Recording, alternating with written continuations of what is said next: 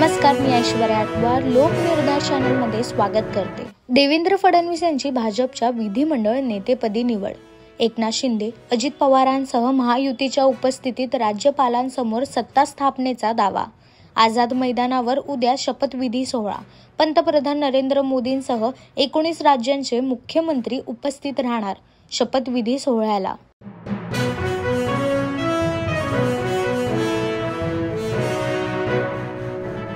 अजितदादा म्हणाले, एकनाथ शिंदेंचं कळेलच, मैं रुकने वाला नाही, शपथ घेणारच। शिंदे म्हणाले, त्यांना सकाळ संध्याकाळच्या शपथेचा अनुभव।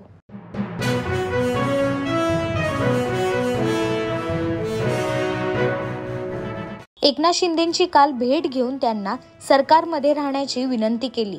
त्यांनीही सकारात्मकता दाखवली। देवेंद्र फडणवीस यांची पत्रकार परिषदेत माहिती।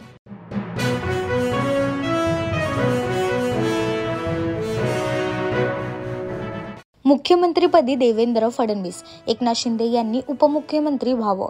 त्यांनी सरकारमध्ये राहून योजना पूर्णत्वास न्याव्यात। उदय सामंतांची भूमिका।